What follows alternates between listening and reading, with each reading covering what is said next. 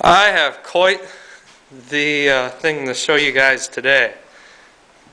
This is a 95 Sport 400. It's basically the same as that 400L that we had before. That was a utility, same engine, just this one's two-wheel drive and it's a Sport. Took the carb off, did all kinds. I cleaned it twice. First time it was just the jet, second time I took everything apart, took it off. That's just a redneck gas tank because the gas tank that goes onto the petcock is shot, it's leaking. So we gotta get a new one of them. Fixed the pole start on it. That had been screwed as somebody put the wrong size bolt back in or something. And it would start and it'd die. Start and die. There was nothing there. It didn't matter what you did with that or changed with the gas or fuel settings on the carb.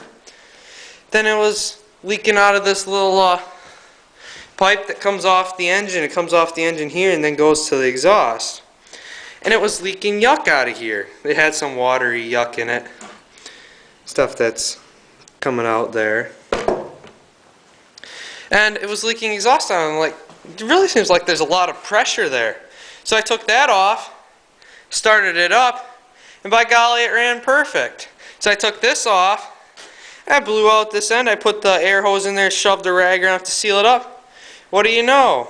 Some of this grass yuck that's around here, I blew it out mostly, but I was facing that one, it blew a bunch at the wall. There was a mouse nest or something in it. This thing had been sitting outside for probably a year by the guy's place where we got it. It had a mouse nest in it, so I blew that yuck out of there, blew that out good. And I'm going to show you what a four-wheeler sounds like without an exhaust. This is a two-stroke. It's really loud. I got to put in my earplugs to even listen to it. Okay. Turn the key on. And we'll hit her.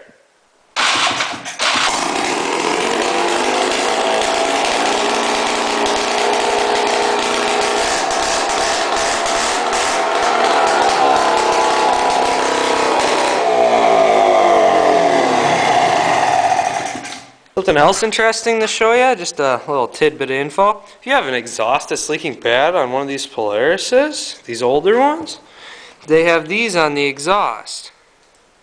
It's a beveled piece that just slides onto the exhaust. And they're replaceable because they can wear, and that's how it seals the exhaust. There's one for the other end in there. So if you ever get a really leaky exhaust, check that out. It could be your problem. There we go, that's a little nicer.